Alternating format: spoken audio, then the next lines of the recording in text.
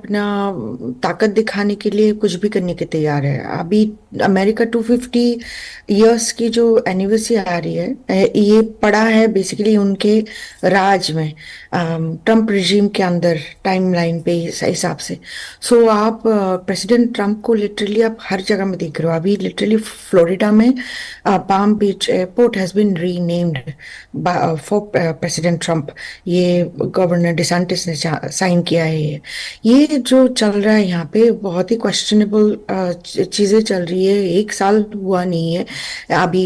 Currency, coin, currency में signature, coin में उनके फोटो छापना, डीएच हमारी डिपार्टमेंट के सामने उनका फोटो लगा देना, ये सब वगैरह वगैरह एक के बाद एक चीज हो रही है। तो लोगों को भी बहुत अजीब सी हो रही है, लग रही है कि exactly what does he really want. His agenda is to establish a legacy.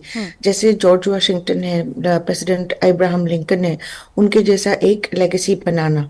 वो तो कह भी देते कि वो जॉर्ज वाशिंगटन के बाद 250 साल में प्रेसिडेंट ट्रम्प के जैसा कोई हुआ ही नहीं बेसिकली।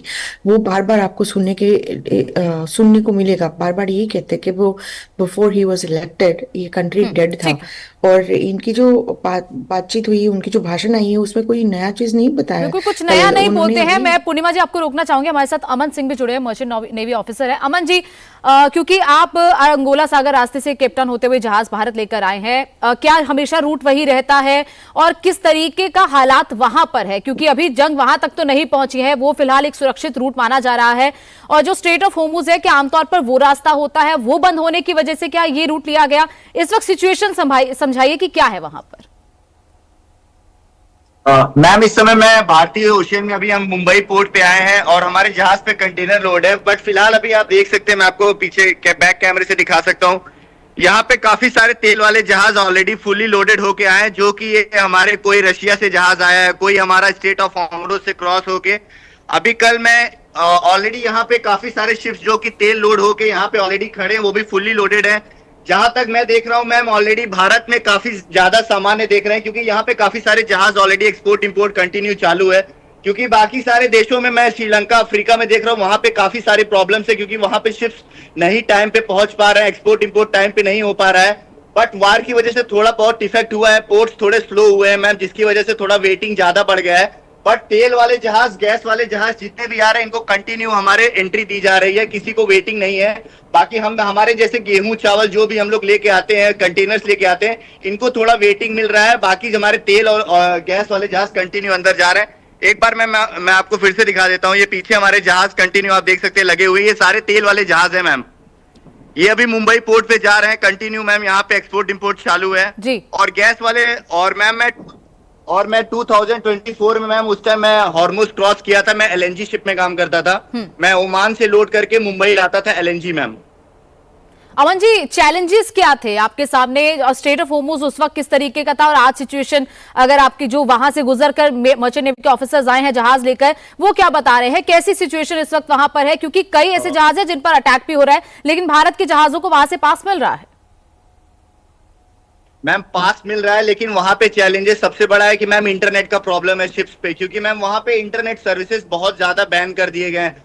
तो काफी सारे लोग हेल्प के लिए फोन करते हैं मैम कि हमारी शिप पे ऐसा प्रॉब्लम हो रहा है। बट मैम वहां पे जो शिप ऑलरेडी एंकर पे है, but as a Indian seafarers कोई भी शिपों को टारगेट नहीं किया जा रहा है। जैसे कि अभी हम लोग काफी सीमैन्स लोगों से तो बिल्कुल अमन जी ने ग्राउंड रियलिटी बताई है कि कैसी सिचुएशन वहां पर है, और ये भी बता रहे हैं कि जी अमन जी अपनी बात पूरी कीजिए। मैम, यहाँ के सबसे बड़ी बात यह है कि अभी हम लोग जब से इंडियन ओशन में जैसे एंट्री किए श्रीलंका क्रॉस करके, हमारे आसपास कंटिन्यू इंडियन नेवी के जहाज हमारे पास स्कॉट कर रहे हैं, सब मरीन आ रहे हैं, उसके बाद हेलीकॉप्टर ऑपरेशंस हो रहे हैं। हमारे आसपास हर घंटे में एक कोस्ट गार्ड के जहाज आते हैं, वो हर चीज देखते हैं। मतलब हमारे पास हमेशा सिक्योरिटी है, प्रोटेक्शन है मैम।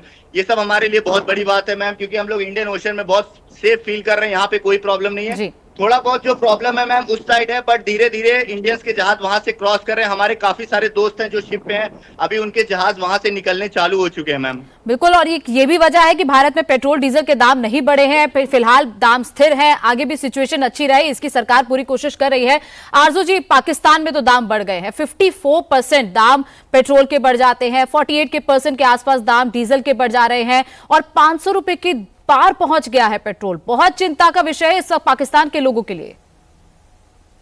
जी हाँ, बिल्कुल ऐसा ही है और पब्लिक काफी डिस्टर्ब है जिस तरह से प्राइस बढ़ाई गई और आगे भी कहा जा रहा है कुछ दिन में हो सकता है और भी बढ़ा दी जाए। लेकिन ये तमाम की तमाम बात जो है वो ईरान और इजराइल अमेरिका वॉर के ऊपर गवर्नमेंट डालने की कोशिश कर रही है, लेकिन लोगों को अच्छे से अंदाजा है कि आईएमएफ की वजह से भी हो रहा है। यहाँ पर आईएमएफ का डेलीगेशन जो आया था कुछ अरसे पहले और उन्होंने जो कंडीशंस रखी थी पाकिस्तान के सामने कि अगर आपको लोन लेना है या लोन की जो इंस्टॉलमेंट मिलती है अगर वो आपको चाहिए तो आपको ये तमाम जो कंडीशंस है वो पूरी करनी होगी, जिसमें पेट्रोल प्राइस भी था और आगे जाकर ये डेफिनेटली जो इलेक्ट्रिसिटी है उसके बिल भी लोगों को ज्यादा आने वाले हैं। और हर गंदी वीडियो देखने के 6 नुकसान। नंबर 1, बॉडी और दिमाग दोनों कमजोर हो जाएंगे। नंबर 2, छोटी छोटी बातों से डर लगे। बार बार आईएमएफ जाते हैं, अपने इकोनॉमी के ऊपर काम नहीं किया जाता सीरियसली। अपनी पर्सनल इकोनॉमी के ऊपर तो पॉलिटिशियंस कर लेते हैं लेकिन कंट्री की इकोनॉमी से उन्हें कोई लेना देना नहीं है। तो इसलिए पब्लिक के ऊपर ये इजाफी या कह लीजिए कि एक्स्ट्रा एक बर्डन जो है वो डाल दिया गया है। अब कई लोगों का ये भी कहना है कि पाकिस्तान की पब्लिक असल में बाहर नहीं निकलती। हमारे यहाँ आपने बहुत कम देखा होगा कि कोई प्रोटेस्ट के लिए रोड पर आते हैं या कोई इस तरह की बात होती है, ऐसा बहुत कम होता है। तो इसलिए ये कुछ दिन शोर मचेगा और उसके बाद पब्लिक फिर उसी तरीके से बैठ जाएगी कि क्या किया जाए इन लोगों का। तो यहाँ पर तो इस वक्त हालत जो है लोगों की वो बहुत ज्यादा खराब है और आगे और भी ज्यादा इस वॉर का कहकर और भी कई तरह की जो चीजें वो गवर्नमेंट जो है पब्लिक पे डाल सकती है। यानी आरजू जी, आप कह रही है कि वॉर को एक कवर अप की तरह यूज किया जा रहा है और मोटिव कुछ और है। आईएमएफ की का जो प्रेशर है, क्योंकि आईएमएफ जिस तरीके से लोन को लेकर लगातार रिव्यू भी कर रहा है और बार बार ये कह भी रहा है कि आप अपने खर्चों को कम करें, जिस तरीके की स्पेंडिंग्स की जा रही है उन चीजों को कम किया जाए। तो क्या एक कवर अप की तरह वॉर को यूज कर रही पाकिस्तानी सरकार और लोगों पर थोप रही है ये सारे दामों का बम? देखिए, बिल्कुल वॉर से भी जरूर इफेक्ट पड़ा होगा। मैं ये नहीं कह रही कि वॉर से कुछ भी नहीं हुआ है, लेकिन जो ज्यादा इफेक्ट पड़ रहा है, जो ज्यादा चीजें हैं वो आईएमएफ की वजह से हैं। आईएमएफ ने जो कंडीशंस लगाई हैं कि अगर इनको नेक्स्ट इंस्टॉलमेंट चाहिए तो इनको फ्यूल प्राइस भी बढ़ानी होगी, इनको बिजली के बिलों में भी इजाफा करना होगा और साथ ही साथ हो सकता है कि जो पाक रुपीज है उसकी वैल्यू भी घटानी पड़े। तो ये सब कुछ जो किया जा रहा है उसमें वॉर का नाम लेकर एक कवर अप लेने की गवर्नमेंट कोशिश कर रही है, लेकिन असल में जो इशू है वो आईएमएफ का है। और आईएमएफ जो गवर्नमेंट भी आती है, चाहे वो इमरान खान हो, नवाज शरीफ हो, जो गवर्नमेंट पाकिस्तान में आती है सबसे पहले आके वो यही अनाउंस करते हैं कि हम आईएमएफ नहीं जाएंगे। इमरान खान ने भी कहा था कि हम जहर खा लेंगे लेकिन नहीं जाएंगे, नवाज शरीफ ने भी इसी तरह की बातें की थी, लेकिन ये लोग बार बार आईएमएफ जाते हैं और उसी का रिजल्ट आपके सामने है। ठीक है रोहन अग्रवाल जी, जिस तरीके से अमेरिका चाहे अपने आप को दिखा रहा है कि हम बहुत मजबूत है, लेकिन अंदर खलबली तो मची हुई है। चीफ ऑफ स्टाफ को हटा दिया जाता है, कहा जाता है कि वो रिटायर हो गए हैं, लेकिन उनका इस्तीफा ले लेते हैं रक्षा सचिव। इसके साथ साथ और भी आर्मी ऑफिशियल्स को हटा दिया जाता है, उनका रिटायरमेंट दिखा दिया जाता है। तो ये क्या फौज भी नहीं चाहती, अमेरिकन फौज की टॉप ऑफिशियल्स भी नहीं चाहते हैं, जो डोनाल्ड ट्रंप की मर्जी है उसको मान नहीं रहे हैं? यही वजह है कि उन पर भी गाज गिर रही है। कहीं ना कहीं डेफिनेटली अमेरिका में उनके इंटरनली कुछ जैसी उनकी एक्सपेक्टेशंस थी उस प्रकार से युद्ध नहीं जा रहा है, ये बात तय है। ये बात मैं नहीं मानता कि अमेरिका का कोई विशेष नुकसान हुआ है। अगर उनका एक आध कोई जहाज गिरा भी होगा तो भी गिवन दैट अमेरिका का खुद का इतना बड़ा मैन्युफैक्चरिंग यूनिट है, उनके लिए कोई बहुत बड़ा लॉस नहीं है।